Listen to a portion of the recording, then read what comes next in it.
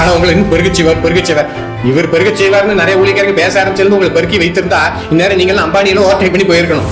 நல்லா கவனிங்க. நீ நிறைய பிரசங்கிகள் அந்த முன்னாடி ஸ்டேஜ்ல இருந்து இது பலிபீடம் வாங்க தயவுன்னு சொல்றேன். இது ஒரு முதல் ஏமாத்து.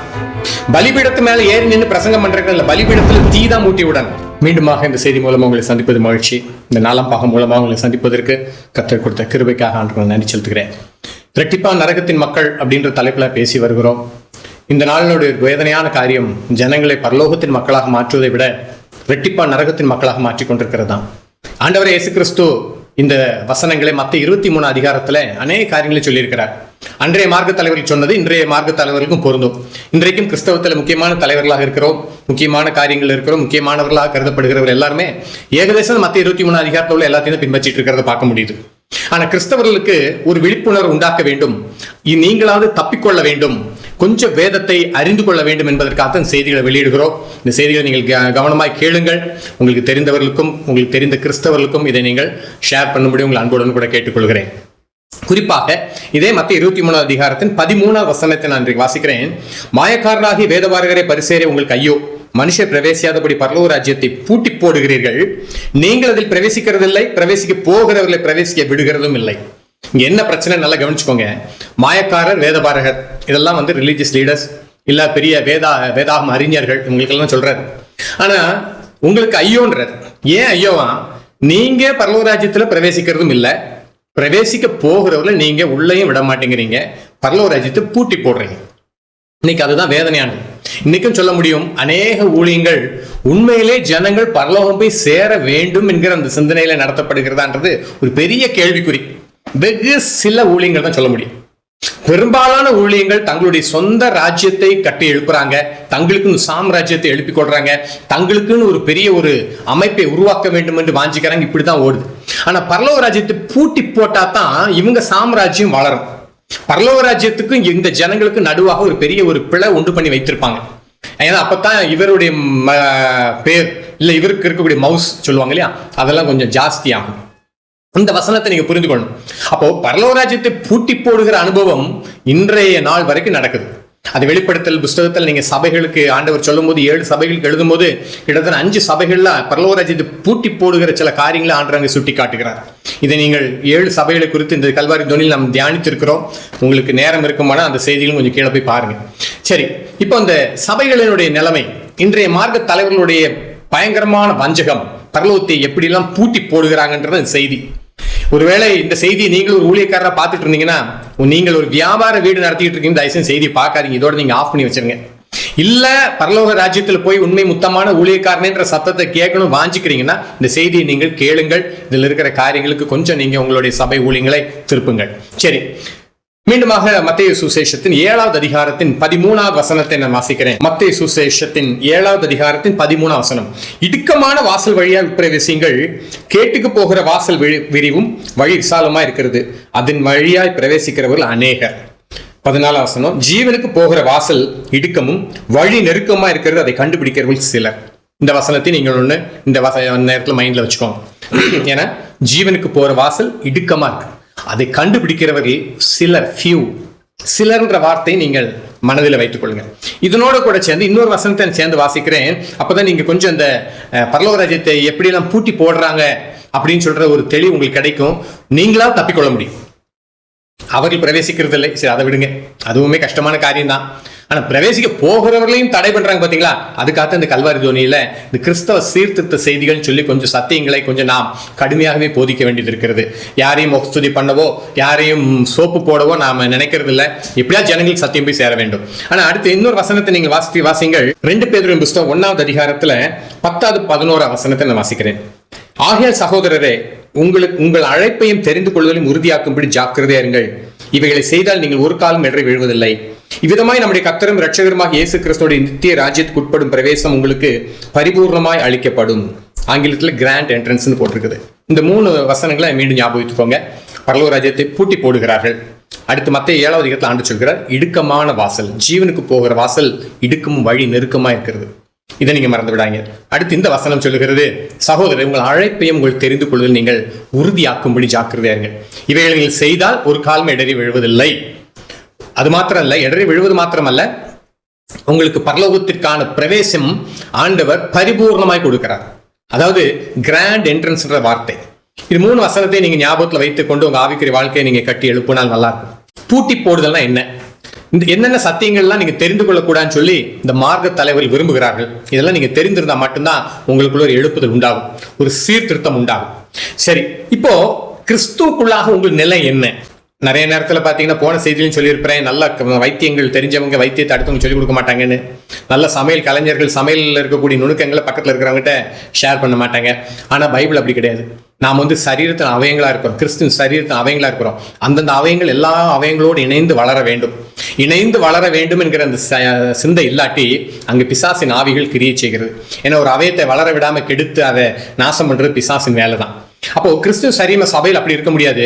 பவுல் அப்போஸ்தலன் சொல்கிறாரு, தேவனுடைய ஆலோசனையில் ஒன்றை நான் மறைத்து வைக்காம எல்லாவற்றையும் உங்களுக்கு நான் அறிவித்தபடினாலே. தேவ ஆலோசனை ஒண்ணு கூட நான் மறைச்சு வைக்கல. எதுவுமே நீங்க தெரியாம இருக்கக்கூடாதுன்னு நினைக்கல, எல்லாமே நீங்க தெரிந்திருக்க வேண்டும். இப்ப முதலாவது காரியத்தை, முதல்ல பரலோகத்தை பூட்டி போடுகிற காரியம் என்ன? பரலோகத்தை பூட்டி போடும்படியா அவங்க செய்யற காரியம் என்ன? கிறிஸ்துக்குள்ளாக உங்கள் நிலை என்ன? கிறிஸ்துவினுடைய நோக்கம், தேவனுடைய சித்தம் உங்க வாழ்க்கையில என்ன? இது 2 காரியத்தை நீங்க புரிந்து கொள்ள இந்த செய்தியில அதை மட்டும் தியானிக்க போகிறோம். இந்த 2 காரியங்கள் தெரிந்திருந்தா உங்க வாழ்க்கை ஆசீர்வாதமா மாறிடும், உங்க வாழ்க்கை ஒரு வெற்றியுள்ள வாழ்க்கையா மாறிடும், உங்க வாழ்க்கை ஒரு சமாதானம் உள்ளதா மாறிடும். ஆனா முதலாவதாக நீங்கள் தெரியக்கூடாது, நீங்க அறிந்திருக்க கூடாதுன்னு சொல்லி அநேக மார்க்க தலைவர் விரும்புகிறது என்னன்னா, இந்த வசனத்தை நீங்கள் படிங்கள். வெளிப்படுத்து புஸ்தகத்தின் 1வது அதிகாரத்தின் 6வது வசனத்தை வாசிக்கிறேன். நம்மிடத்தில் அன்பு கூர்ந்து தமது இரத்தத்தினாலே நம்முடைய பாவங்களை நம்மை கழுவி தம்முடைய பிதாவாகி தேவனுக்கு முன்பாக நம்மை ராஜாக்களும் ஆசாரியர்களும் ஆக்கின அவருக்கு மகிமையும் வல்லமையும் என்றென்றைக்கும் உண்டாயிருப்பதாக. நல்ல கவனிங்கள், இந்த ஒரு வசனத்தை அநேகமா பாரம்பரிய சபைகளோ இல்ல பெந்தேகோஸ்தே சபைகளோ இல்ல எந்த சபைகளுமே இந்த வசனத்தை கொஞ்சம் மறைத்து தான் வச்சிருக்கிறாங்க. ஏன்? ஏன்னா நம்ம இடத்துல அன்பு கூர்ந்து இது போதிக்கப்படுகிற சத்தியம்தான். இயேசு நம்மை நேசித்தார், நாம் பாவிகளா இருக்கையில் கிறிஸ்து நம்மேல் அன்பு வைத்தார், இதெல்லாம் உண்மைதான். நம்ம இடத்துல அன்பு கூர்ந்து தமது ரத்தத்தினாலே நம்முடைய பாவங்களற நம்மை கழுவி, அவருடைய ரத்தத்தினால், தமது ரத்தத்தினாலே நம்முடைய பாவங்களற நம்மை கழுவினார். இதுவும் வரும் மெசேஜ்கள்ல. இதுவுமே இன்னைக்கு சரியானபடி போதிக்கப்படலை. அதனால தான் நம்முடைய முதல் செய்தியில ரட்சிப்பை அசட்டை பண்ணுகிறீர்கள், ரட்சிப்புன்னு என்னென்ன தெரியாத சந்ததியா சபைகள் இன்னைக்கு ஜனங்கள் உட்கார்ந்து இருக்கிறாங்க, ரட்சிப்பை குறித்து என்னென்ன புரியாத இளம் சந்ததிகள் உருவாகி இருக்கிறாங்கன்னு சொல்லி பேசியிருக்கிறோம். ரெட்டிப்பா நரகத்தின் சந்ததின்ற முதல் பாகத்துல. சரி, ஆனாலும் சரி, அவர் ரத்தத்தினாலே நம்முடைய பாவங்கள நம்மை கழுவி, இங்க விசேஷம் என்னன்னா, தம்முடைய பிதாவாகி தேவனுக்கு முன்பாக நம்மை ராஜாக்களும் ஆசாரியர்களும் ஆக்கின அவருக்கு மகிமை வல்லமை என்றென்றைக்கும் உண்டாயிருப்பதாக. தம்முடைய பிதாவாகி தேவனுக்கு முன்பாக நம்மை ராஜாக்களாக. நல்லா புரிஞ்சுக்கோங்க, நம்மைன்றதுல பைபிள் படிக்கிற நீங்க எல்லாம் வந்துடுறீங்க, ரட்சிக்கப்பட்டிருக்கிறீங்கன்னா நீங்களும் அங்க வந்துடுறீங்க. இயேசு கிறிஸ்துனுடைய பாவ மன்னிப்பு நிச்சயத்தை பெற்றிருக்கிற எல்லாருமே வந்துடுறீங்க. நம்மை ராஜாக்களா மாத்திருக்கிறார், ஆசாரியர்களாக. இந்த சத்தியத்தை கொஞ்சம் புரிந்தா மட்டும்தான் உங்க ஆவிக்குரிய வாழ்க்கையில நீங்க ஒரு முன்னேற்றம் அடைய முடியும். நமக்கு கிறிஸ்துவில் நம்முடைய நிலை என்ன, தேவனுக்குள் நம்முடைய நிலை என்ன, தேவன் நம்ம என்னதான் மாற்றி இருக்கிறார், ராஜாக்களாக ஆசாரியர்களா மாற்றி இருக்கிறார். இன்னைக்கு நம்மளை விசுவாசின்னு சொல்லி உட்கார வைத்திருக்கிறாங்க, விசுவாசிகள் சொல்லி உட்கார வைத்திருக்கிறாங்க. அதுதான் பெரிய துரதிருஷ்டவசமானது. வெறும் விசுவாசி, நீ என்ன செய்ய, வார வாரம் ஞாயிற்றுக்கிழமை தச்சுக்குவான், வந்து பாட்டை பாடு, காணிக்கை கொடு, ஏதாவது ஆன்லைன் பிரேயர்ஸ் வரப்பு கூட்டனா வா, முன்னாடி வந்து உட்காரு, பாய் போடு, விளக்கமாத்த எடுத்து கூட்டு. இவ்வளவுதான் இன்னைக்கு அதிகபட்சம் விசுவாசிகளுக்கு சொல்லிக் கொடுக்குறது. அவங்களுக்கு அடுத்த நிலையை காண்பித்து கொடுக்கல. நீங்க ராஜாக்களாக இருக்கிறீங்க, ஆசாரியர்களா இருக்கிறீங்க. இந்த ராஜாக்களும் ஆசாரியர்களும் நீங்க எல்லாரும்ன்றதை காட்டி கொடுத்துட்டா நாம் எல்லாரும் ஒன்றுன்றதை வந்து, ஏன்னா கிறிஸ்தவத்துக்குள்ளாக நீங்க வந்துட்டீங்கனாலே உன்னதமான நிலை ராஜாக்கள் ஆசாரியர்கள். இதை தாண்டி ஒரு பெரிய போஸ்டிங் கிடையாது.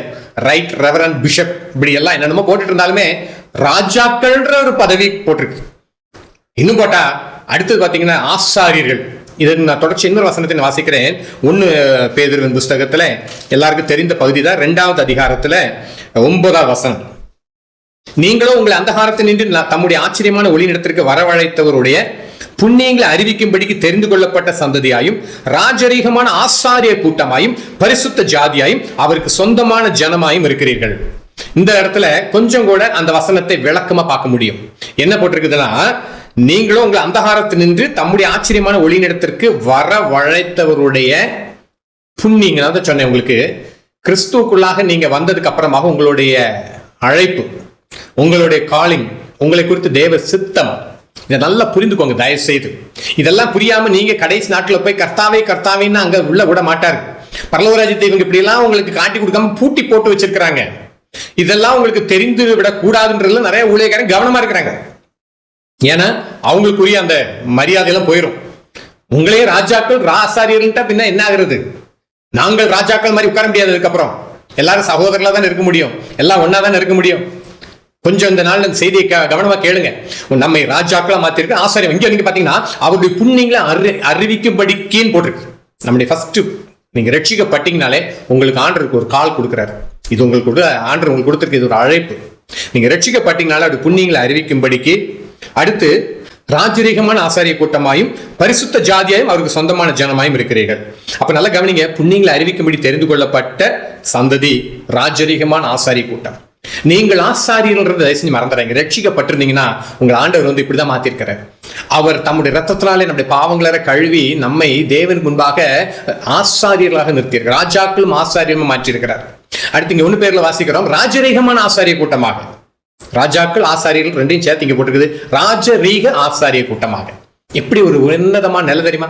இது தெரியாம தான் உங்களை காலங்காலமா கட்டி போட்டு வைத்திருக்கிறேன். எல்லா சபையும் சொல்லுவேன், எல்லா சபைகளையும் நான் சொல்ல முடியும். நீங்கள் இந்த சத்தியத்தை தெரிந்து கொள்ளக்கூடாது. ஏன்னா ஒரு சிலர் கிடைக்கிற அந்த ராஜ மேன்மை கிடைக்காம போயிடும் அவங்களுக்கு. இன்னைக்கு தங்களை விசேஷித்தவர்களா காட்டுறாங்க. தங்களுக்கும் தேவனுக்கும் அதிகமான தொடர்பு இருக்குது, நாங்க 2 பேர் தான் டீப் அப்படின்னு காட்டி கொடுக்குறாங்க. சில நேரத்தில் சில ஊழியக்காரங்க கிட்ட ஆண்டர் எப்ப பார்த்தாலும் மகனே மகளே இப்படிதான் பேசிட்டு இருக்காரு. எப்ப பார்த்தாலும் மகனே, என்னன்னாலும் சரி உடனே அவர்கிட்ட மகனேன்னு ஆண்டர் பேசிடுவார். ஏன் உங்ககிட்ட பேச மாட்டாரா? இல்ல மத்தவங்க யார்கிட்ட பேச மாட்டாரா? அப்போ தங்களை விசேஷித்தவர்களா காட்டி எப்படினாலும் அந்த வியாபாரத்தை அவங்க தக்க வச்சுக்கிறாங்க. தங்களை அதிலும் விசேஷித்தவர்களாக, தங்களை மேன்மை உள்ளவர்களாக, தாங்கள் இயேசு கிறிஸ்துவோடு கூட ரொம்ப டீப் கனெக்ஷன்ல இருக்கிற மாதிரியும், ஆவியானவர் அவருக்கு மட்டும் ஸ்பெஷலா சில காரியத்தை கொடுத்த மாதிரியும், நீங்களெல்லாம் அவர் மூலமா ஏதோ இன்னைக்கு ஒருவேளை மரியாதை வணக்கம் எவ்வளவு தவறா இருக்குதோ அதே மாதிரி சொல்றேன், பாஸ்டர் வணக்கம் ஊழியக்கார வணக்கங்க இன்னைக்கு சீர்திருத்த சபையில இருக்குது. மரியாதை வணக்கம் தவறு. ஏன்னா இடையில மத்தியஸ்தர் இருக்கக்கூடாது, மத்தியஸ்தர் இருக்கக்கூடாதுன்னு சொல்லிட்டு அடுத்து சீர்திருத்த சபை வச்சு அங்க பார்த்தா வேற டைப்.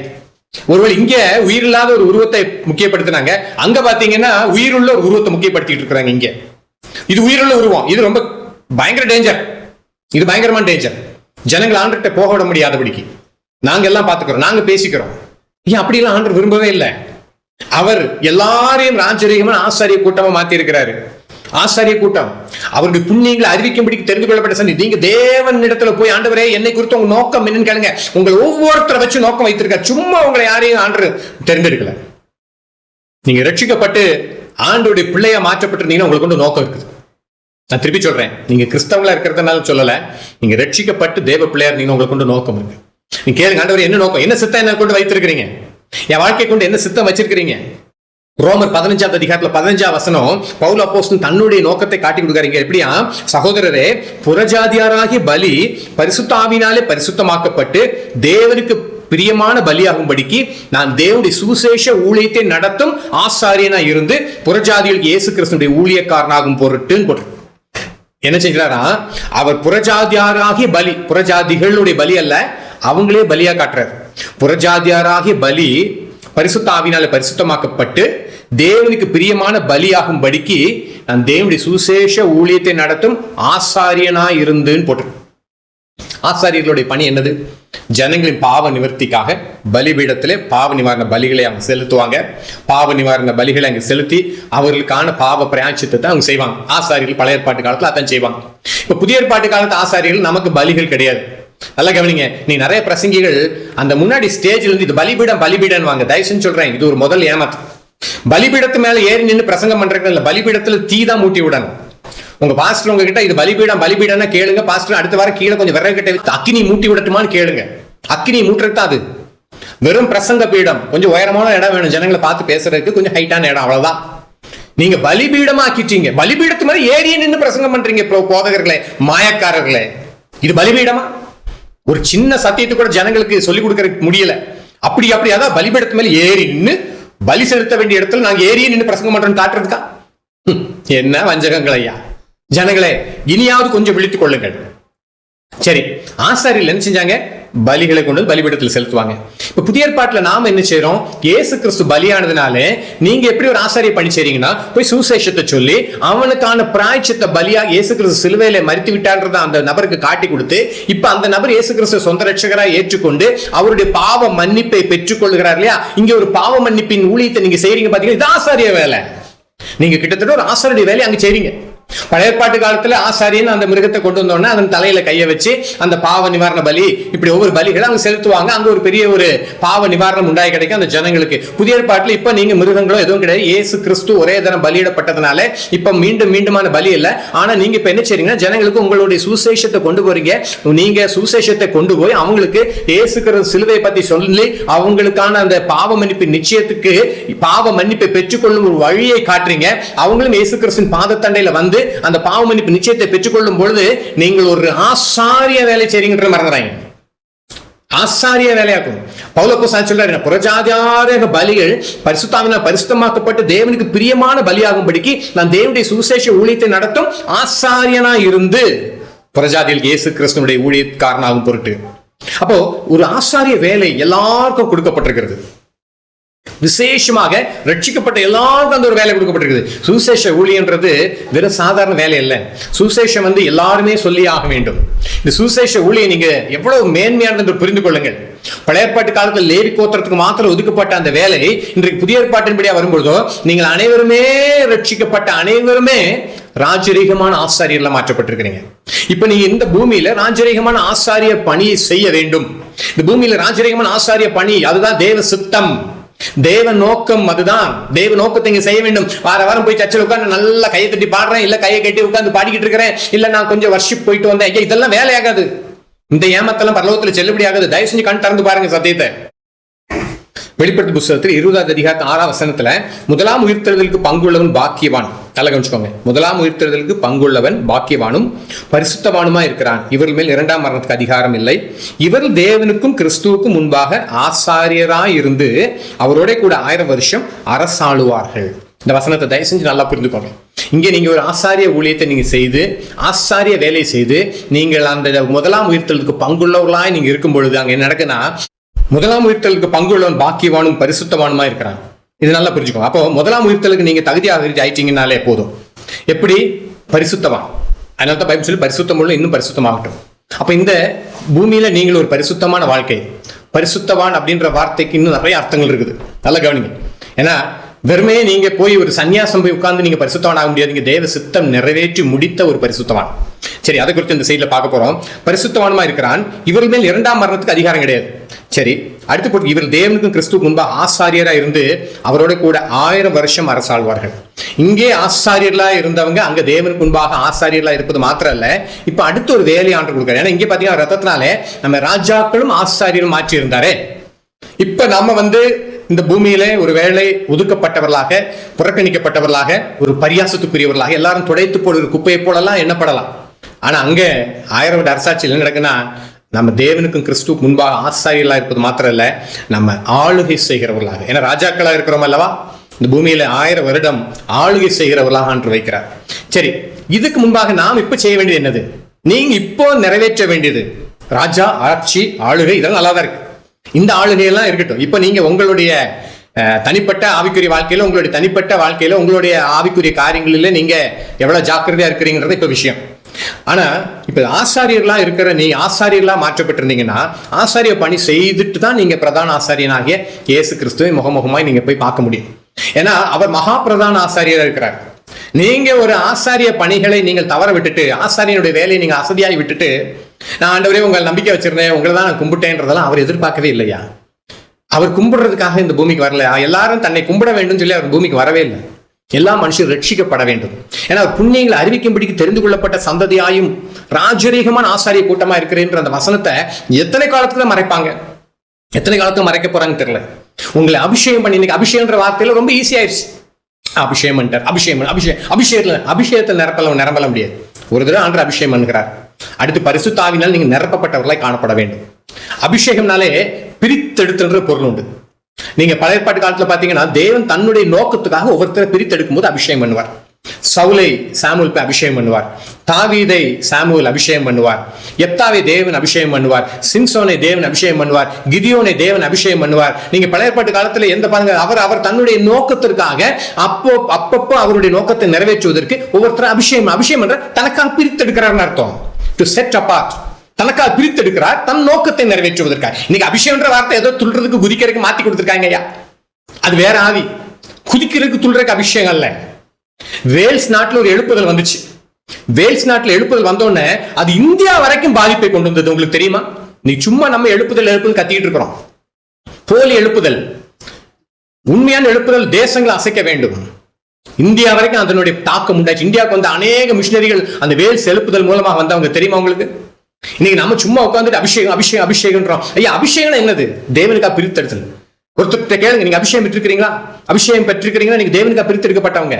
அபிஷேகம் பெற்றிருக்கிறேன் என்ன அர்த்தம்? தேவனுக்காக பிரித்தெடுக்கும்படி பரிசுத்தாவினால் நிரப்பப்பட்டிருக்காங்க. தான் தேவனுக்காக வாழும்படி பரிசுத்தாவினால் நிரப்பப்பட்ட பாத்திரம். அவ்வளவுதான். தேவனுக்காக வாழாதபடி நீங்க ஞாயிற்றுக்கிழமை தோறும் போய் கையை தட்டிட்டு வர்றது உங்களுக்கு அபிஷேகம் பண்ணல ஆண்டவர். தேவன் எதற்காக உங்களை தேர்ந்தெடுத்தார்? எதற்காக உங்களை அபிஷேகம் பண்ணினார்? எல்லாம் எவ்வளவு மாறி கிடக்கு தெரியுமா? இங்க ராஜரிக ஆசாரிய வேலை செய்யாம இருக்கிறாங்க. ஏன்னா நீங்க ஆண்டவரை பின்பற்ற வேண்டும் தான் ஆண்டவர் விரும்புறாரு. அதனால்தான் மத்தேயு சுவிசேஷத்துல 16வது அதிகாரம் 24 வசனத்தை வாசிக்கிறேன். மத்தேயு சுவிசேஷம் 16வது அதிகாரத்தை 24 வசனத்துல, அப்பொழுது இயேசு தம்முடைய சீஷர்களை நோக்கி, ஒருவன் என் பின்னே வர விரும்பினால் அவன் தன்னைத்தான் வெறுத்து தன் சிலுவை எடுத்துக்கொண்டு என்னை பின்பற்ற கடவன். ஒருவன் என் பின்னே வர விரும்பினால், டு ஃபாலோ கிரைஸ்ட், என் பின்னே வர விரும்பினால் சாய்ஸ் கொடுக்காரு. அவன் தன்னைத்தான் வெறுத்து, என் சுய சித்தத்தை வெறுத்து. நீங்க நல்ல கவனிங்க, ரட்சிக்கப்பட்டவங்களுக்கு முதல்ல ஆண்டவர் கொடுக்கிற அழைப்பு இதுதான். என் பின்னே வர விரும்பினால் தன்னைத்தானே வெறுத்து தன் சிலுவை எடுத்துக்கொண்டுன்றது நல்ல கவனிச்சுக்கோங்க. உங்க சுய சித்தத்தை முறித்து, உங்க சுய விருப்பத்தை முறித்து, உங்க சுயமான எண்ணங்கள் எல்லாம் முறித்து தேவ சித்தத்துக்கு உங்களை ஒப்பு கொடுக்குறது. சிலுவை என்பதே ஒரு பலிபீடத்தின் அடையாளம். இனி நான் அல்ல. இன்னைக்கு அதனால தான் சிலுவையெல்லாம் ஒதுக்கி வச்சிட்டோம். சிலுவையின் உபதேசங்கள்லாம் இன்னைக்கு எங்க இருக்கு சொல்லுங்க? சிலுவையை குறித்த பிரசங்கங்கள் எங்கே? இன்னைக்கு சும்மா பாடிக்கிட்டு இருக்கிறோம். பாட்டு நல்ல கவனிங்க. லூசிஃபர் பாடி தான் சாத்தானா மாறினான். திருப்பி சொல்றேன், லூசிஃபர்ன்றவன் காப்பாற்றுகிறதுக்காக உண்டாக்கப்பட்ட கேருபா இருந்தவன் ரொம்ப பாடி பெருமை கொண்டு கீழே விழுந்தான். பாட்டு தேவைதான், ஆனா சிலுவை தான் முக்கியம். கிறிஸ்தவம் சிலுவையை மையப்படுத்த இருக்க வேண்டும். சிலுவையை நீங்க ஓரம் கட்டிட்டு ஒரு கிறிஸ்தவம் இருக்காது, அது போலி. ஆனா இங்க பாத்தீங்கன்னா ஒருவன் பின்பற்றி வர தன்னைத்தான் வெறுத்து. நீங்க இன்னைக்கு இயேசு கிறிஸ்து சொந்த ரட்சகரை ஏற்றுக்கொண்டீங்கன்னா முதல்ல ஆண்டவர் கொடுக்குற வேலையை தன்னைத்தானே வெறுத்து உங்க சிலுவை எடுத்துட்டு என்னை பின்பற்றுவாங்க. கிறிஸ்தவ வாழ்க்கை என்று சிலுவையை எடுத்துக்கொண்டு கிறிஸ்துவை பின்பற்றுவதுதான் கிறிஸ்தவ வாழ்க்கை. இந்த சிலுவை எடுத்து நீங்க கிறிஸ்துவை பின்பற்றும் பொழுது மாத்திரம்தான் அந்த இடுக்கமான வாசல் வழியா நீங்க உட்பிரவேசிக்க முடியும். அந்த இடுக்கமான வாசல் வழியா நம்ம கொண்டு செல்கிறதுக்கு ஒரே ஒரு காரியம் என்னன்னா சிலுவை மாத்திரம்தான். என் சுய சித்தம் சாகடிக்கப்பட்டு நான் என்கிறது முடிவுக்கு வந்துடும். இனி நான் அல்ல, கிறிஸ்துவே. அப்போ இந்த நேரத்துல நான்றது ஒழிக்கப்பட்டு கிறிஸ்துவே ஆண்டவரே உங்க நோக்கம். ஆண்டு சொல்வாரு, என்னை பின்பற்றி வருகிறவங்களுக்கு தான் ஆண்டு சொல்கிறாரு. அவரை பின்பற்றுகிறவர்களை பார்த்து அவர் சொல்வாரு, நீங்கள் ராஜரீகமான ஆசாரிய கூட்டமா இருக்கிறீங்க. அவர் புண்ணியங்களை அறிவிக்கும்படிக்கு தெரிந்து கொள்ளப்பட்ட சந்ததியா இருக்கிறீங்க. இப்ப நீங்க போய் ஆசாரிய வேலையை செய்யுங்க, ஆசாரிய பணியை செய்யுங்க. இப்ப நீங்க போய் சொல்லுங்க, சுசேஷ ஊழியன்றது ஒரு ஆசாரிய ஊழியம். சுசேஷ ஊழியன்றது மேன்மையானது. தேவ தூதர்கள் உற்று பார்க்க ஆசையா இருந்தாங்களாம். இந்த மகிமையானது புது உடன்படிக்கை நம்ம எல்லாரும் கையில் ஆண்டு கொடுக்க போற நாளுக்கா அவங்க காத்திருந்தாங்க. நம்ம தான் இன்னைக்கு அதனுடைய விலை தெரியாம என்னவோ பண்ணிட்டு இருக்கிறோம். குருடர் வழிகாட்டிட்டு இருக்கிறாங்க. வெள்ளையடிக்கப்பட்ட கல்லறைகளாக உட்கார்ந்துட்டு இருக்கிறோம். வெளியே பார்த்தா கிறிஸ்தவங்க, உள்ள மரித்தவர்கள் எலும்புகளும் நாற்றமும் இருக்குது, உள்ள எந்த பிரயோஜனமும் இல்லை. தயவுசெய்து நல்லா கவனிங்க. உங்க ஆசாரியெல்லாம் ஆண்டு மாத்தி வைத்திருக்கிறாரு. யாராவது உங்களை விசுவாசின்னு சொல்லி உங்களை உட்கார வைக்காம, ஐயா பவுல் அப்போஸ்தலன் ஒரு விசுவாசி தான், பேதுரு ஒரு விசுவாசி தான், யோவான் ஸ்நானன் விசுவாசி தான், யோவான் அப்போஸ்தலன் விசுவாசி தான், இந்த நாள் தீமோத்தேயுல இருந்து எல்லாரும் விசுவாசி தான், நானும் நீங்க எல்லாருமே விசுவாசிகள் தான். ஆனா நம்ம எல்லாருக்கும் ஆண்டு வைத்திருக்கிற ஒரு கால், ஒரு அழைப்பு, பொதுவான அழைப்பு. அதுல 5 வகையான தனித்துவம் வாய்ந்த சில லீடர்ஷிப் ஊழியங்களை ஆண்டு வைத்திருக்கிறார். அது உங்களுக்கு எது அது நீங்களும் ஆண்டவர்கிட்ட கேட்டுக்கிட வேண்டியது. ஆனா பேசிக்கா நீங்க எல்லாருமே ஆசாரியர்கள். ஆசாரிய ஊழியத்தை செய்ய வேண்டியவர்கள் நீங்களும் நானும். செய்து முடித்தாதான் அந்த மகா பிரதான ஆசாரியனாகிய இயேசு கிறிஸ்துவை முகமுகமாய் பார்க்க முடியும். இப்ப நீங்க சொல்றீங்க, ஆண்டவரே நாங்கள் உங்களை பாடி மகிமைப்படுத்தணும். அது இப்ப வர பாட்டெல்லாம் கேட்டா, நான் சமீபத்துல சில பாட்டெல்லாம் கேட்டேன். தருவீர், தாரும் தருவீர், குடுப்பீர், நிறைவேற்றுவீர், வழங்கிடுவீர். வெறும் இதுதான், வேற ஒண்ணும் நோக்கமே இல்லை. தாரும் தருவீர், பெற்றுக்கொள்ளும், தாங்க ஐயா. நீங்க பாட ஆரம்பிச்சாலே பரலோகம் அதிர ஆரம்பிச்சிடும். என்னது? என்ன இது அழகா? இது பிள்ளைகளுக்கு அழகா சொல்லுங்களேன். பிள்ளைகளுக்கு இது அழகு கிடையாது. நீங்க பிள்ளைகளுக்குள்ளதை செய்வீங்கல்ல. காலையிலேயே 8 மணிக்கு உங்க பிள்ளைய வந்து அம்மா சாப்பாடு தாமான்னு கெஞ்சிக்கிட்டு இருந்துச்சுன்னா நல்லாவா இருக்கும்? டெய்லி மத்தியானம் ஆயிடுச்சு அம்மா சாப்பாடு தாமான்னு வருது, சாயங்காலம் நைட் ஆயிடுச்சு அம்மா சாப்பாடு தான். நீங்க என்ன சொல்லுவீங்க? உனக்கு சாப்பாடு கொடுக்க வேண்டியது எனக்கு தெரியும். இப்ப நம்மளும் அதே தான் பண்றோம். தேவ நோக்கம் நம்ம வாழ்க்கையில் ஒரு பக்கம் நடக்கணும். ஞாயிற்றுக்கிழமை சர்ச்சுக்கு போறது, பிரேயர் மீட்டிங் போறது, உபவாச கூட்டங்கள், சிறப்பு கூட்டம், இப்படி எல்லாம் போறீங்க வரீங்க. இதெல்லாம் வந்து உங்களுடைய ஆவிக்குரிய வாழ்க்கைக்கான சில ஒழுங்கு கடமைகள், ஒழுங்குகள். இதெல்லாம் கட்டாயம் வேணும். இன்னைக்கு சபை குடிவர்கள் ஆண்டு ஏற்படுத்தினது இந்த ஜபக்கூடுகைகள், இப்படி சிறப்பு கூட்டங்கள், இதெல்லாம் தேவன் நோக்கம், தேவன் ஏற்படுத்தினவைகள். ஆண்டவர் அதுல நம்மளை பலப்படுத்துகிறார், நம்மளை ஆவிக்குரிய வாழ்க்கையில ஸ்திரப்படுத்துகிறார். ஆனா அதே சமயம் தேவ நோக்கம்ன்றது இது கிடையாது. ஆனா இன்னைக்கு நிறைய இந்த மார்க்க தலைவர்கள், இந்த மாயக்காரர்கள், வேதபாரர்கள் என்ன சொல்லி கொடுக்குறாங்கன்னா, நீ ஞாயிற்றுக்கிழமை வந்து உட்கார்ந்து இருக்கல, அதுதான் தேவ நோக்கம்ன்றாங்க. நீ ஞாயிற்றுக்கிழமை வந்து உட்கார்ந்து பாடு, நீ வேதத்தை தூக்கிட்டு வா, காணிக்கை கொடு, உபவாச கூட்டத்துக்கு வந்துருங்க, முடிஞ்சா ராத்திரி கூட்டத்துக்கு வந்துருங்க, சிறப்பு கூட்டத்துக்கு வந்துருங்க, இதுதான் தேவ நோக்கம். இதுல ஒழுங்கா யாரெல்லாம் வர்றாங்களோ அவங்க எல்லாம் உண்மையிலே பரலோகம் போயிருவாங்கன்னு ஏமாத்துறாங்க. உண்மையிலே ஊழியர்களுக்கு ஜனங்கள் மேல அந்த தாகம் இல்லை, தாகமே கிடையாது. ஒன் மேன் ஷோ தான் நடக்க எல்லா சபைகளும். சமீபத்தில் கூட ஒரு போதகர் அனௌன்ஸ்மெண்ட் கொடுக்குறார், எங்க சபையை நாங்க ஷிஃப்டிங் பண்றோம் சொல்லி. அதில் நான் பார்த்துட்டு இருக்கிறேன், நல்லா தெரியும் ஒரு ஓனர், நான் உங்களுக்கு அதை செஞ்சு தருவேன், நான் அதை செய்வேன், நான் அதை பாத்துக்கிறேன், நான் உங்களை நான்றாரு.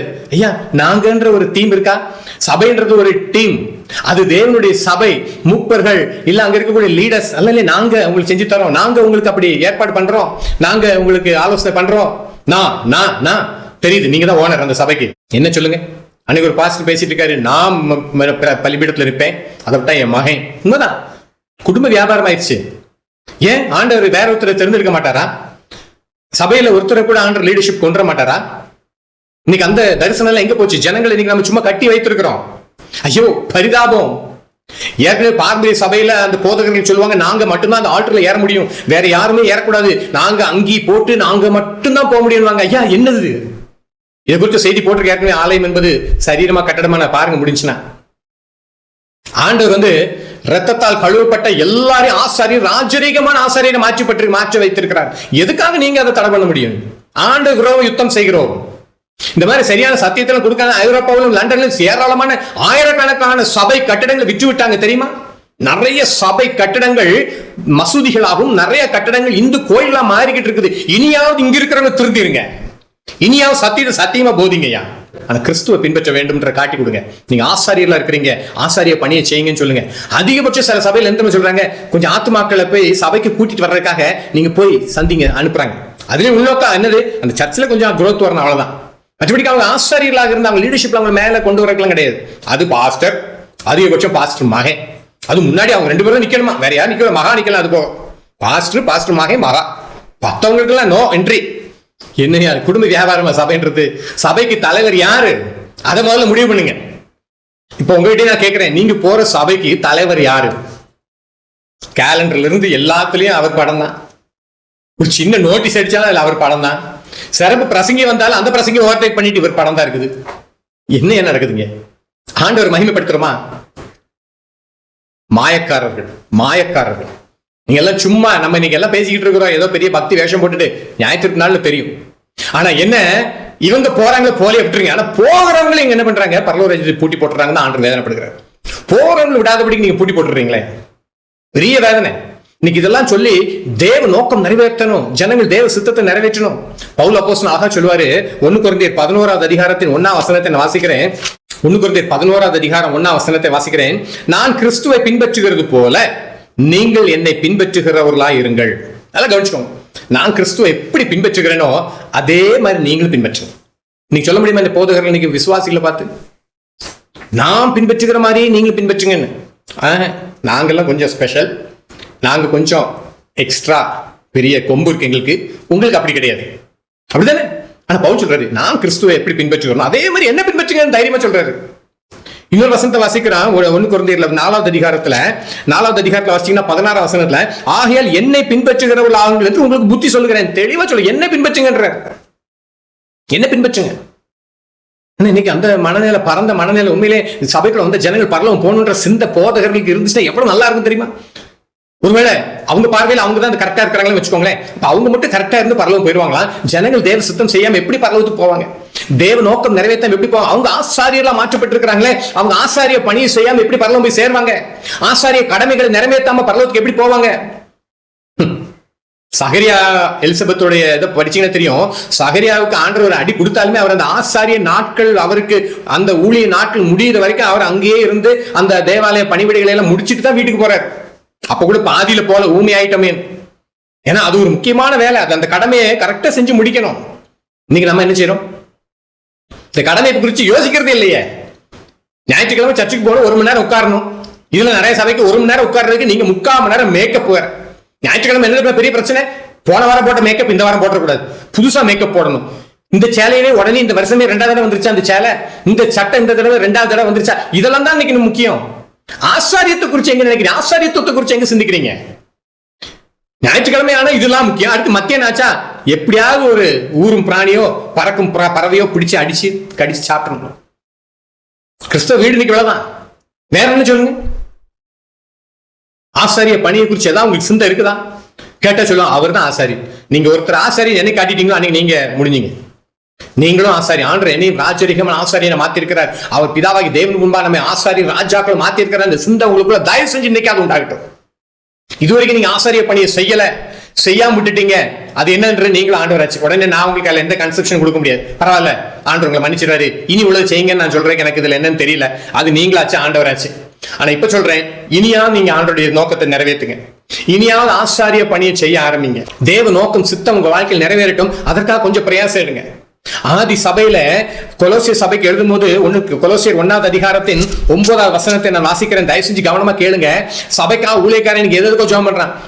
இன்னைக்கு டிவியில ஜெபம் பண்றான். குழந்தை இல்லாதவருக்கு குழந்தை தாரும், நஷ்டத்துல இருக்கிறவங்களுக்கு நஷ்டத்தை போக்குங்க, கடன் பிரச்சனை இருக்கு கடன் மாறட்டும் சொல்லி இப்படி மொட்டையா ஜெபம் பண்ணிட்டு இருக்கிறோம். இது எல்லாருக்கும் நல்லதா இருக்கு. ஆனா இந்த ஜெபம்லாம் ஆதி சபையில பரிசுத்தவான்கள் யாருமே பண்ணல. இப்ப இந்த டிவியில கொஞ்சம் இந்த வியாபாரிக பண்ணிட்டு இருக்கிறாங்க. விவசாயம் செழிக்கட்டும், வியாபாரங்கள் எல்லாம் செழிக்கட்டும். வியாபாரங்கள்ல சாராய வியாபாரம் இருக்கு, கஞ்சா வியாபாரம் இருக்குது, வேற எத்தனையோ வித வியாபாரம் இருக்கு. எல்லா வியாபாரமா? என்ன வியாபாரம் செழிக்கட்டும்? எத்தனையோ வியாபாரம் செய்யக்கூடிய கிறிஸ்தவங்க இன்னும் சிகரெட்டு பான் பராகு அதெல்லாம் வச்சு வித்துட்டா இருக்காங்க. அந்த வியாபாரம் செழிக்கட்டுமா? இன்னும் கிறிஸ்தவ வியாபாரிகள் ஒரு நாளைக்கு 15 மணி நேரம் தொழில் மட்டும் பார்த்துட்டு இருக்கிறாங்க. குடும்பத்தை கவனிக்க மாட்டேங்கிறாங்க, ஜபத்துக்கு முக்கியத்துவம் கொடுக்க மாட்டேங்கிறாங்க, ஆவிக்குரிய காரியத்துக்கு முக்கியத்துவம் கொடுக்க மாட்டேங்கிறாங்க. அந்த தொழிலும் செழிக்கட்டுமா? சும்மா மொட்டையை ஜெபம் பண்ணக்கூடாது. நான் சில நேரத்துல சில இடங்களுக்கு போகும்போது கேட்பேன், நீங்க ஆண்டு கொடுக்க வேண்டிய நேரத்தையும் கனத்தையும் மகிமையிலும் கொடுக்கலன்னா உங்க தொழில் எதுக்கு உங்களுக்குன்னு கேட்பேன். ஆண்டு விட்டு பிரிக்கிற தொழில் எதுக்கு உங்களுக்குன்னு கேட்பேன். ஆனா உங்களை இன்னும் பெருகச்சேவர் இவர் பெருக செய்வார்னு நிறைய ஊழியக்காரங்க பேச ஆரம்பிச்சிருந்து உங்களை பெருக்கி வைத்திருந்தா இந்நேரம் நீங்களும் அம்பானியிலும் ஓவர்டேக் பண்ணி போயிருக்கணும். உண்மையிலே சொல்றேன். கிட்டத்தட்ட 30 வருஷமா பெருகச்சேவர் பெருகிறார். இந்த வருஷம் 2 மடங்கு 1000 மடங்கு 100 மடங்கு இப்படியே போட்டு ஒரு கால்குலேஷன் போட்டீங்கன்னா நீங்களே இன்னைக்கு அம்பானி ஓவர்டேக் பண்ணியிருக்கணும். ஒன்னும் நடக்கலையா? அதே மாதிரி இருக்கீங்க. அதே மாதிரி இருக்கு. என்ன சத்தியத்தை கொஞ்சம் கூட தெரியாம இருக்கிறீங்க. ஆனா யோசிச்சு பாருங்க, அந்த ஆதி சபையில அவங்க எதுக்காக ஜெபம் பண்ணாங்க கொஞ்சம் பாருங்க. பவுல் அப்போஸ்தலன் சபைக்கா எதுக்கெல்லாம் ஜெபம் பண்ணிருக்கிறாரு. யாருக்காவது தொழில் ஆசீர்வாதிங்க ஆண்டவரே, பிள்ளையை தாங்க ஆண்டவரே, வறுமையை மாத்துங்க, கடன் பிரச்சனையை தீர்த்துருங்க. இதெல்லாம் எங்கேயாவது ஒரு ஜெபத்தை காட்டி கொடுங்க பாப்பா பைபிள்ல. எங்கேயாவது ஒரு இடத்துல இங்க போட்டிருக்குது. அவங்க எதுக்காக ஜெபம் பண்றாங்களா? இது நிமித்தம் நாங்கள் அதை கேள்வி கேட்ட நாள் முதல் உங்களுக்கு இடைவிடாம ஜெபம் பண்ணுகிறோம். நல்ல கவனிச்சுக்கோங்க, இடைவிடாமல் ஜெபம் பண்றோம். என்னத்துக்கா? நீங்கள் எல்லா ஞானத்தோடும் ஆவிக்குரிய விவேகத்தோடும் அவருடைய சித்தத்தை அறிகிற அறிவினால் நிரப்பப்படவும். ஏன்னா அவருடைய சித்தத்தை அறிகிற அறிவினால் நிரப்பப்படணுமா? சபை மக்களுக்காக எதுக்காக ஜெபம் பண்றாருன்னா, நீங்க உள்ள வந்து உட்கார்ந்ததுக்காக இல்ல. கொலோசை சபையே நீ உள்ள வந்து உட்கார்ந்துட்டு நல்ல பாடு இல்ல, தேவ சித்தத்தை அறிகிற அறிவினால் நிரப்பப்படணும். அப்புறம் சகல விதமான கனிகளை கொடுக்கணும். கனிகளை கொடுக்கறதுன்னா தேவனுக்கு பலன் கொடுக்கிற வாழ்க்கை. உள்ள வந்து உட்காந்து கைத்தட்டினா பாஸ்டருக்கு மட்டும்தான் பலன், தேவனுக்கு எந்த பலனும் கிடையாது. கைத்தட்டம் வேணும், நீங்க செய்ய வேண்டிய உங்களுடைய பொறுப்புகளை செய்ய வேணும். அக்கா பாடக்கூடாதா, சர்ச்சை அட்டன் பண்ணக்கூடாது இல்லை, இதெல்லாம் ஆண்டு உங்களுக்கு கொடுத்துருக்க ஆவிக்குரிய ஒழுங்குகள், கடமைகள். இதை நீங்க ஒழுங்கா செய்யணும். ஆனா அதே சமயம் உங்க வாழ்க்கையில் தனிப்பட்ட வாழ்க்கையில் தேவ நோக்கம் நிறைவேறுகிற நிச்சயம் உங்களுக்கு இருக்குதா? நான் ஏதோ தேவ நோக்கத்துக்காக கொஞ்சமா செயல்படுகிறேன்ற ஒரு நிச்சயம் உங்களுக்கு இருக்குதா? தேவ சித்தம் என் வாழ்க்கையில நிறைவேறுகிற ஒரு நிச்சயம் இருக்குதா? சிலதை எடுத்துட்டு கிறிஸ்துவ பின்பற்றுகிறேன்ற ஒரு நிச்சயம் இருக்குதா? நாம சுயம் மாம்சம் இதெல்லாம் விரும்பினபடி ஓடிட்டு கர்த்தாவின் கடைசியில் மாட்டிக்கிடும். இந்த வசனத்தால கவனிங்க, அவருடைய சித்தத்தை அறிகிற அறிவினால் நிரப்பப்படவும் போட்டிருக்குது. அதே இன்னொரு வசனத்தின் வாசிக்கிறேன். அதே கொலோசியர் 4வது அதிகாரத்துல, கொலோசியர் 4வது அதிகாரத்தின் 12வது வசனம்.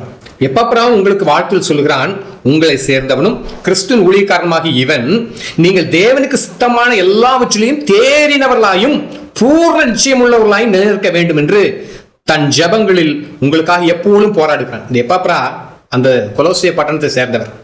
அந்த எப்பப்ரா எதுக்காக ஜெபம் பண்றாரா, நீங்க தேவனுக்கு சித்தமானவைகளில் எல்லாம் தேறினவர்களாக இருக்கணும். அது மாத்திரம் இல்ல, தேறினவர்களாக பூர்ண நிச்சயம் இருக்கணும்.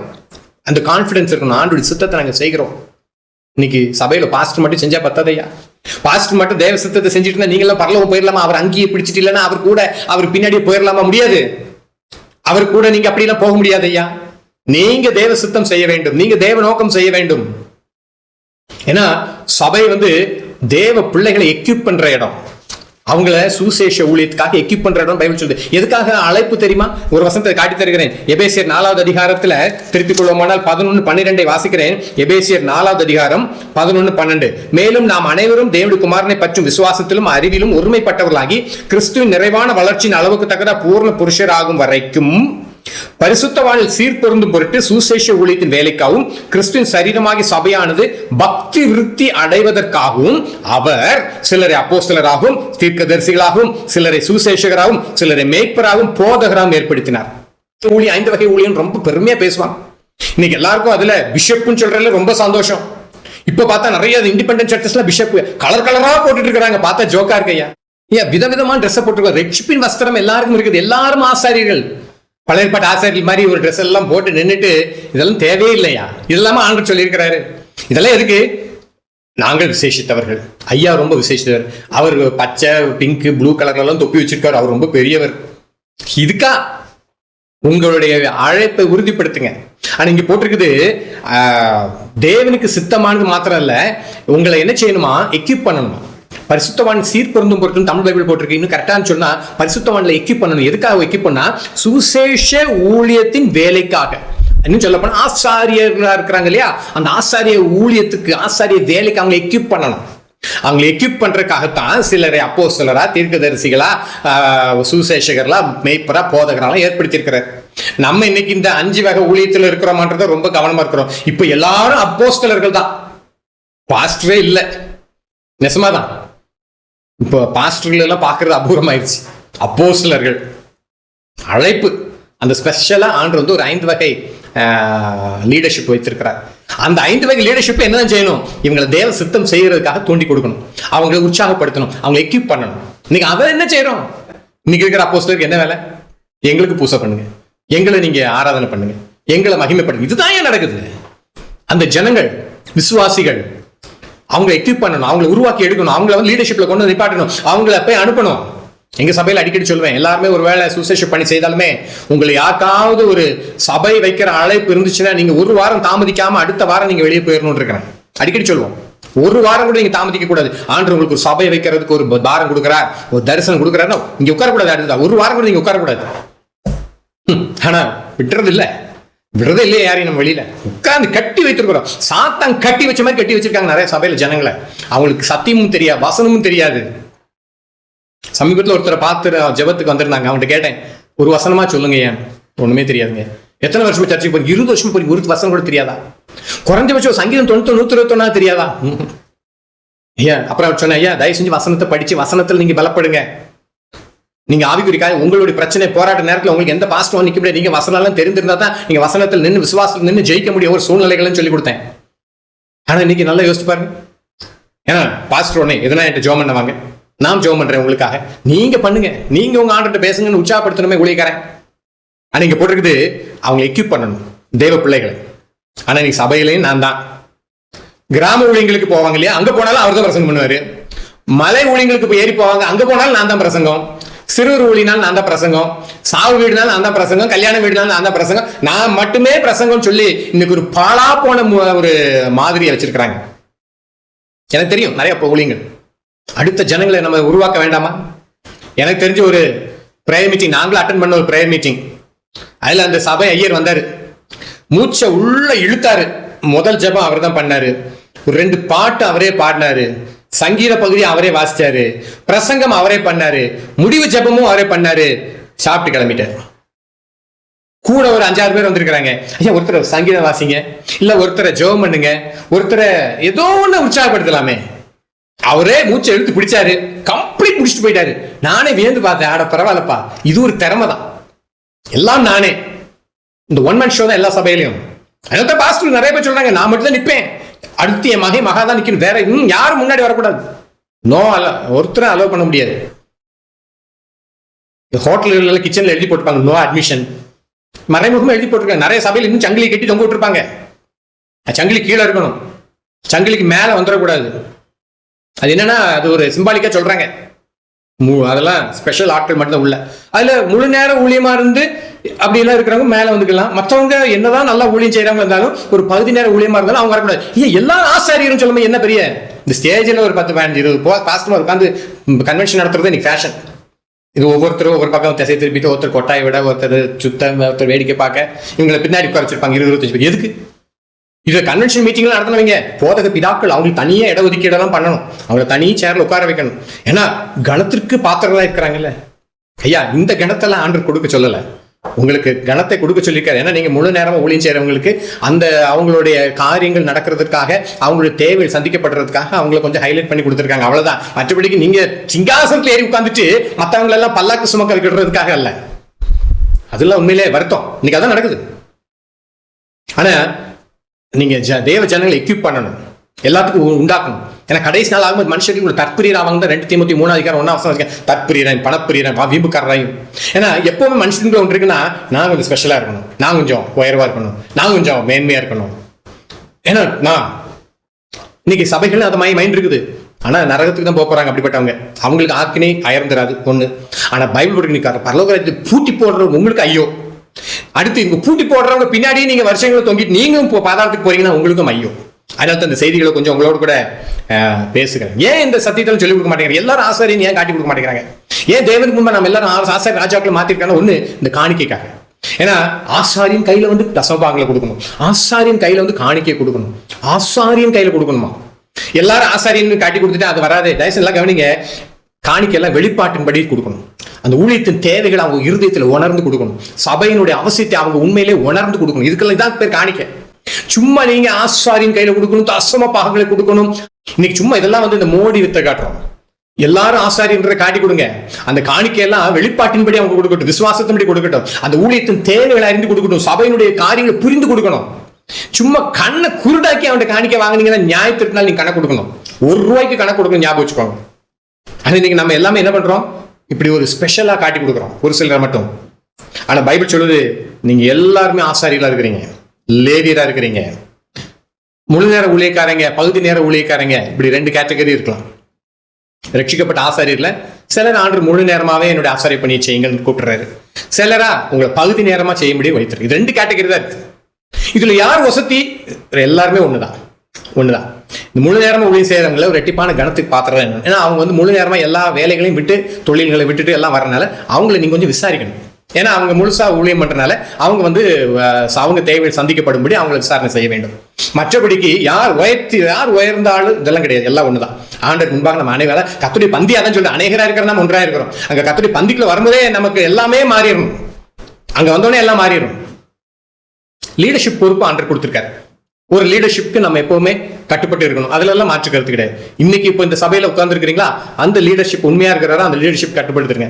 அவர் மோடி வித்த காட்டுறாரு, அவர்கிட்ட இருக்க வேண்டிய இல்ல, வெளியே போங்க, அடுத்த போங்க, ஆண்டர்கிட்ட கேளுங்க அடுத்து என்னன்னு. ஏன்னா நீங்க பரலோகம் போய் சேர முடியாது இப்படி டாக்டர் உட்காந்தீங்கன்னா. அவங்க பரலோகத்தை பூட்டி வச்சிருக்காங்க, நீங்க தேவ சித்தம் செய்யணும். அடுத்து நிறைய கிறிஸ்தவனுடைய வாழ்க்கையில தேவ நோக்கம் சித்தம்ன்றதை மறந்துடுறாங்க. ஆனா ஆதி சபையில அவங்க ஜெபிக்கிற ஜெபமே, நீங்க தேவனுக்கு சித்தமான எல்லாவற்றிலும் நீங்கள் தேறினவர்களா இருக்கணும். அடுத்து அதுல பூர்ண நிச்சயம் உடையவர்களா இருந்தா அப்பதான். ஏன்னா மத்திய 7வது அதிகாரத்தில் 21 வசனத்தை நான் வாசிக்கிறேன், அப்பதான் உங்களுக்கு புரிந்து கொள்ள முடியும். மத்திய சுசேஷத்தின் 7வது அதிகாரத்தின் 21 வசனம் இப்ப நீங்க நல்லா புரிந்து கொள்ள முடியும். ஏன்னா பரலோகத்தில் இருக்கிற என் பிதாவின் சுத்தத்தின்படி செய்கிறவனே பரலோக ராஜ்யத்தில் பிரவேசிப்பானே அல்லாமல் என்னை நோக்கி கர்த்தாவே கர்த்தாவே என்று சொல்லுகிறவன் அது பிரவேசிப்பதில்லை. ஏன் அவங்க தேவனுக்கு சித்தமானவர்கள் தேறினவர்களா இருக்கணும், பூர்ண நிச்சயமுடையவர்களா இருக்கணும். ஏன் கதறாங்கன்னா, நீங்க கடைசி நாட்டில் கர்த்தாவே கர்த்தாவேன்னு போய் அங்க போய் நீங்க ஏமாத்த முடியாது. பரலோகத்தில் இருக்கிற பிதாவின் சுத்தத்தின்படி செய்கிறவங்க பரலோக ராஜ்யத்துக்கு போக முடியும். அவங்க ஜெபம் பண்ணும் போதே ஏன் அதான் ஜெபம் பண்றாங்கன்னா, அவருடைய சித்த அறிவுல நிரப்பப்படணும்ன்றாங்க, தேறினவர்களா இருக்குன்றாங்க, பூர்ண நிச்சயமுடையவர்களா இருக்குன்றாங்க. இன்னைக்கு நம்முடைய ஜெபங்கள் எல்லாம் எங்க போயிட்டு இருக்குது? என்னத்தோ பண்ணிட்டு இருக்கிறோம். கடைசியா ஒரு 2-3 வசனங்களை படிச்சு இந்த செய்தியை முடிக்க போகிறோம். முக்கியமான வசனங்கள். எபிரேயர்ல 10வது அதிகாரம் 36 வசனத்தை திருப்பிக் கொள்வோம். எபிரேயர் 10வது அதிகாரத்து 36 வசனத்துல அழகா போட்டிருக்கு, நீங்கள் தேவனுடைய சித்தத்தின்படி செய்து வாக்குத்தத்தம் பண்ணப்பட்டதை பெரும்படிக்கு பொறுமை உங்களுக்கு வேண்டியதா இருக்கிறது. ஏன்னா நீங்கள் தேவனுடைய சித்தத்தின்படி செய்து வாக்குத்தத்தம் பண்ணப்பட்டது, அது எல்லாருக்கும் தெரிஞ்சதான். நித்திய வாழ்வு, நித்திய ராஜ்யம், 1000 வருட அரசாட்சி, இதெல்லாம் தேவன் கொடுத்துருக்க விசேஷ வாக்கு தத்தங்கள். ஆனா இப்ப நீங்க அந்த வாக்கு தத்தங்களை மட்டும் சுதந்திரித்து வாக்கு தத்தங்களை மாத்திரம் 1000 தடவை சொல்லி போக முடியாது. இப்ப நீங்க தேவனுடைய சித்தத்தின்படி செய்துன்னு போட்டிருக்கீங்க பைபிள்ல, உங்க பைபிள் இருக்குது. இது ஊழியக்காரங்க மட்டும் எழுதப்பட்டதுன்னா எனக்கு தெரியாது, எல்லாருக்கும் முடியுதுன்னா நீங்க தயவுசெய்து கண்ணை திறந்து படிங்க. நீங்க தேவனுடைய சித்தத்தின்படி செய்து வாக்கு தத்தம் பண்ணப்பட்டதை பெரும்படிக்கு பொறுமை உங்களுக்கு வேண்டியதா இருக்கிறது.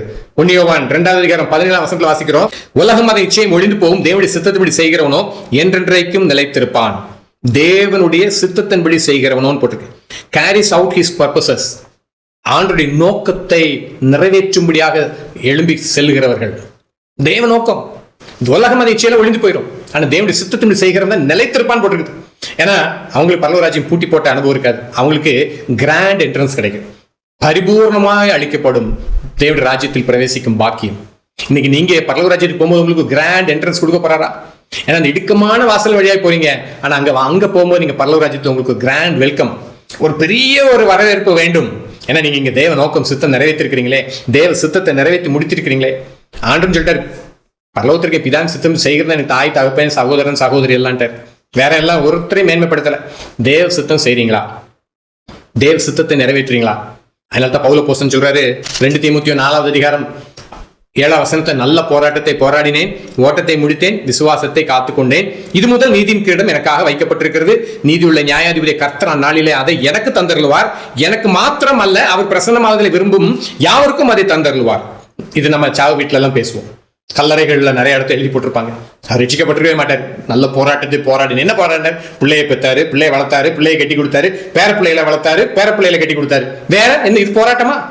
நிறைய விதவிதமா சாப்பிட்டாரு, வீடு கட்டினாரு, இடம் வாங்கினாரு, தங்க நகைகள் சேர்த்தாரு. இது போராட்டமா? நல்ல போராட்டமா? இதெல்லாம் நல்ல போராட்டமா? உங்க லிஸ்ட்ல யாராவது சொல்லி கொடுத்துருக்காங்க? உங்க ஐயோ, இது எல்லாரும் செய்வாங்க, எல்லாருமே செய்வாங்க.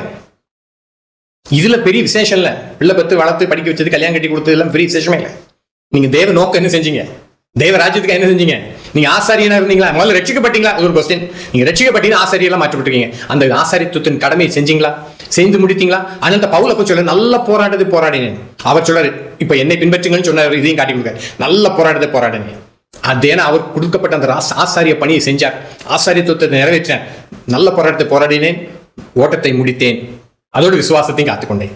இது முதல் நீதி கிரீடம் எனக்காக வைக்கப்பட்டிருக்கு. எனக்காக வைக்கப்பட்டிருக்கிறது நம்ம முடிச்சிருப்போம். இன்றைய இருக்கக்கூடிய பந்தேகோஸ்தே பாஸ்டர்கள் இல்ல பாரம்பரிய சபை பாஸ்டர்னா இது முதல் நீதியின் கிரீடம் எனக்காக வைக்கப்பட்டிருக்கிறேன்னு மட்டும் முடிச்சிருப்போம். ஆனா அந்த பரிசுத்தவான்கள் அப்படி இல்லையா, அவங்க கிறிஸ்துவினோட உண்மையான ஊழியர்கள். அவங்க என்ன சொல்றேன்னா, எனக்கு நீதியின் கிரீடம் வைக்கப்பட்டிருக்கிறதுன்ட்டு உடனே அதை முடிக்காம என்ன சொல்றேன்னா, எனக்கு மட்டுமல்ல அந்நாளில் அதை எனக்கு தந்தருவார். எனக்கு மாத்திரமல்ல, அவர் பிரசன்னமாகுதலை விரும்பும் யாவருக்கும் அதை தந்தருவார். அவர் பிரசன்னமாகுதலை விரும்பும். ஏன்னா தேவ நோக்கம் நிறைவேற்றி முடித்து ஆண்டவரே சீக்கிரம் வாரும்னு ஒரு கூட்டம் காத்திருப்பாங்க. தேவ நோக்கம் நிறைவேற்றி முடித்ததுக்கு அப்புறமா பரிசுத்தவான்கள் ஆண்டுடைய வரையை காத்திருப்பாங்க, இல்லைன்னா ஆண்டுடைய சமூகத்தில் போறதுக்கு காத்திருப்பாங்க. எனக்கு மாத்திரமல்லன்ற வார்த்தை தயவு செஞ்சு போட்டுக்கோங்க. அதான் ஆதி பரிசுத்தவானுக்கு இருக்கிற வித்தியாசம். இன்னைக்கு அப்படி இல்லை. இன்னைக்கு நம்ம அப்படி இல்லை. நாங்களும் ஸ்பெஷல், நாங்க விசேஷித்தவர்கள். எங்களுக்கு இருக்கிற வல்லமை இருக்குதே, எங்களுக்கு இருக்கிற பவர் இருக்குதே. கடைசியா உங்களுக்கு நீங்களும் ஆண்டுடைய ஊழியக்காரன்றதுக்கு 2 வசனத்தை காட்டி நான் முடிக்க போகிறேன். வெளிப்படுத்தல் புஸ்தகத்துல திரும்பி நல்ல கண்டாயசு இந்த வெளிப்படுத்தல் புஸ்தகம் நல்லா படிங்க. அதுல கடைசி கால சபைகள், கடைசி கால பூமிக்குள்ள காரியம், எசபேலுக்கு, அந்தி கிறிஸ்துவுக்கு என்ன முடிவு, இது எல்லாம் அந்த வெளிப்படுத்தல் புஸ்தகத்துல அழகாக ஆண்டு காட்டி கொடுத்துருக்காரு. எல்லாமே கிளியர் பிக்சர் நமக்கு கொடுக்கலனாலும் ஓரளவுக்கு நம்ம இதெல்லாம் படிக்கும்போது கடைசியில் எப்படி இருக்க போகுதுன்ற பார்த்து முடிவு கொண்டு வந்துடலாம். ஒரு அடையாளங்களை காட்டி கொடுக்குறாரு, அவ்வளவுதான். இனி நிஜம் அன்னைக்கு பார்த்துக்கலாம். சரி, 1வது அதிகாரம் 1ஆம் வசனம் என்ன தெரியுமா ஆரம்பிக்குது? அழகா போட்டிருக்கு, சீக்கிரத்தில் சம்பவிக்க வேண்டியவைகளை தம்முடைய ஊழியக்காரருக்கு காண்பிக்கும் பொருட்டு தேவன் இயேசு கிறிஸ்துவுக்கு ஒப்புவித்ததும் இவர் தம்முடைய தூதனை அனுப்பி தம்முடைய ஊழியக்காரனை யோவானுக்கு வெளிப்படுத்துவதுமான விசேஷம். 2 ஊழியக்காரங்க இங்க வர்றாங்க. ஏன்னா சீக்கிரம் சம்பவிக்க வேண்டியவைகளை தம்முடைய ஊழியக்காரர் தான் நான் நீங்களும். தம்முடைய ஊழியக்காரனை நமக்கு காண்பிக்கும் பொருட்டு ஊழியக்காரனை யோவானுக்கு எல்லாத்தையும் வெளிப்படுத்தினார். நம்மள ஊழியக்காரனையே ஆண்டு இங்க பாக்குறாரு. ஐயா, நம்ம ஊழியக்காரனே பாக்குறாரு. இன்னொரு வசனத்தை வாசிங்க, 2வது அதிகாரம் 16ஆம் வசனத்துல சபைக்குள்ள இருக்கிற நிறைய பேர் இந்த எசபேல் கடைசி நாட்கள்ல அப்படி இப்படி எல்லாம் இருந்தா போதும், இப்படி எல்லாம் இருந்தா போதும், அப்படி எல்லாம் அவளை பாவம் செய்ய வச்சு, உபச்சாரம் செய்ய வச்சு, விக்கிரகாராதனை பண்ண வச்சு என்னமோ வஞ்சலை பண்ணுவான். அந்த நேரத்துல என்னதான் ஆண்டு காட்டி கொடுக்கறாருன்னா, அந்த நேரத்துல அந்த எசபேலுக்கு என்ன காட்டி கொடுக்கறாருன்னா 20ஆம் வசனத்துல 2:20 ஆகிலும் உன் பேரில் எனக்கு குறை உண்டு, என்னவெனில் தன்னை தீர்க்கதரிசி என்று சொல்லுகிற எசபேல் எனும் ஸ்திரியானவள் என்னுடைய ஊழியக்காரர் வேசித்தனம் பண்ணவும் விக்கிரகங்களுக்கு படைத்தவைகளை புசிக்கவும் அவர்களுக்கு போதித்துன்னு போட்டு. இங்கே நல்லா கவனிங்க, சபைக்குள்ள இருக்கிற எல்லாரும் எப்படி ஆண்டவர் காட்டுறாருன்னா, இந்த வசனத்துல நீங்க நல்லா புரிந்துக்கோங்க. ஆண்டவர் எப்படி பாக்குறாருன்னா, என்னுடைய ஊழியக்காரரை நீ வஞ்சிக்கிறதுக்கு இடம் கொடுத்த. இப்ப லீடர்ஷிப் அங்க உண்டு. இதே தியேத்ரா சபையில ஒரு லீடர்ஷிப் உண்டு. அந்த லீடர்ஷிப் தான் ஆண்டவர் பேசுறாரு. ஆனா அங்க இருக்கிற மக்கள் எப்படி காட்டி கொடுக்குறாங்க, என்னுடைய ஊழியக்காரர் விபச்சாரம் பண்ணவும் வேசித்தனம் பண்ணவும் விக்கிரகங்கள் படைத்ததை புசிப்பதற்கும் இடம் கொடுக்கிற அளவுக்கு நீ அந்த இசபேலை விட்டுட்ட. அப்ப ஆண்டவர் எல்லாம் இதுல நீங்க பார்க்க வேண்டியது மீண்டும் நல்லா கவனிங்க, ஆண்டவர் எல்லாரும் ஊழியக்காரனா பாக்குறாரு. இன்னொரு வசனத்தை காட்டி தருகிறேன். வெளிப்படுத்தல் புஸ்தகத்துல 22வது அதிகாரத்துல கடைசியா வாசிப்போம். வெளிப்படுத்தல் 22வது அதிகாரம் 4ஆம் வசனத்துல அவருடைய ஊழியக்காரர் அவரை சேவித்து அவருடைய சமூகத்தை தரிசிப்பார்கள், அவருடைய நாமம் அவர்கள் நெற்றிகளில் இருக்கும். அழகான வசனம், பரலோகத்தை காட்டி கொடுக்குறாங்க. இனி ஒரு சாபமும் இராதுன்னு சொல்லி முந்தின வசனத்துல வாசிக்கிறோம். ஆனா அவருடைய ஊழியக்காரர் அவரை சேவித்து, விசுவாசிகளுக்கு எல்லாம் இங்க இடம் இல்லை. இங்க சும்மா நம்ம ஏதோ சர்ச்சுக்கு போனோம், 3/4 மணி நேரம் மேக்கப் போட்டோம், 1 மணி நேரம் சர்ச் அட்டன் பண்றவங்களுக்கு இங்க இடம் இல்லையா? ஏதோ போனோம் 15 பாட்டு 20 பாட்டை பாடிட்டு வந்துட்டு அந்த வாரம் முழுசும் போதும், உலகம் உலகம் உலகம் சுயம் மாம்சம் மனது விரும்பினதுபடி ஓடுன்னு ஓடிட்டு அங்க வந்துடலாம் நினைக்கங்க. ஊழியக்காரரா நீங்க வாழ வேண்டும். ஊழியக்காரர்களாக நீங்க எப்படி இருப்பீங்களோ, நீங்க ஒரு டாக்டர் இருக்கீங்களா, நீங்க ஒரு ஊழியக்காரரா இருந்து டாக்டர் வேலை செய்யுங்க. நீங்க ஒரு இன்ஜினியரா இருக்கீங்களா, நீங்க ஒரு ஊழியக்காரர் இருந்து இன்ஜினியர் வேலை செய்யுங்க. நீங்க பிசினஸ் பண்றீங்களா, நீங்க ஊழியக்காரங்க. எப்படி நீங்க எல்லாம் பார்ட் டைம் ஊழியர்கள், பகுதி நேர ஊழியர்கள். நேரம் கிடைத்தா ஊழியர்கள் அல்ல, உங்களுக்கு பகுதி நேரமா ஒரு தொழில் கொடுத்திருக்காரு. ஏன்னா நீங்க ஊழியத்தை செய்யறதுக்காக. அதனால பகுதி நேர ஊழியர்கள். ஊழியத்தை பகுதியை செய்யறதுக்கு இல்ல, பகுதி நேரமா ஒரு வேலையை செஞ்சு ஒரு தொழிலை செஞ்சு ஒரு தொழிலோ ஏதோ பண்ணி நீங்க என்ன செய்யணும், ஆண்டோடைய ஊழியத்தை செய்யணும். ஒரு சிலரை முழு நேரமாக ஊழியத்தை செய்யும்படி ஆண்டவர் அழைத்திருக்கிறார். ஆனா எப்படியோ ஊழியக்காரர்கள் அவர் சமூகத்தை தரிசிப்பார்கள். ஊழியக்காரர் நெற்றியில உலகம்னு எழுதியிருக்காரு, பணம்னு எழுதியிருக்காது, பிசாசுன்னு எழுதியிருக்காது. என்ன எழுதியிருக்குன்னா தேவனுடைய நாமம் அவங்க நெற்றியில் எழுதியிருக்கு. என்ன அழகான காட்சி ஐயா! இந்த பூமியில நாம ஆண்டவருக்காக வாழ்ந்து கடைசியில் ஆண்டோடைய நாமம் நம்ம மேல எழுதப்பட்டிருக்கிறத விட வேற பாக்கியம் என்னது சொல்லுங்க. அதனால தான் ஆண்டவர் வேதனைப்படுகிறார். நீங்க பரலோக ராஜ்யத்தை பூட்டி போடுறீங்க, நீங்களால பிரவேசிக்க மாட்டேங்கிறீங்க, பிரவேசிக்க போகிறவங்க விட மாட்டேங்கிறீங்கன்னு. இன்னைக்கு நீங்க பல வருஷங்கள் ஆயிருக்கலாம் ரட்சிக்கப்பட்டு, என்ன ஆண்டவருக்காக செய்றீங்க? நீங்க ஒரு ஆசாரியன்றதை மறந்துறாங்க. நீங்கள் ஒரு சீஷனா இருக்கிறீங்களான்றதை யோசிச்சு பாருங்க. ஆண்டோடைய ஊழியக்காரராக இருக்கிறீங்களான்றதை மறந்துறாங்க. 5 வகை ஊழியங்கள் உங்களுக்கு சிறப்பான அழைப்பு ஆண்டவர் கொடுக்காரா? தைரியமா செய்யுங்க, தைரியமா ஓடுங்க. ஆண்டவர் செய்வார் கூட. உண்மையான ஊழியத்தை செய்யுங்க. உண்மையான ஊழியர் நம்ம தேசத்துக்கு தேவை. அநேகர் ஏன்னா கேட்டுக்கு போற வாசல் வழி விசாலமா இருக்குது. அநேகர் போறாங்க, பயங்கர இன்ட்ரெஸ்டா இருக்குது. அதனால இந்த செய்தி மூலமாக உங்களோடு கூட கர்த்தர் பேசியிருக்கிறார். கர்த்தர் உங்களை ஆசீர்வதிக்கட்டும். ஆமென்.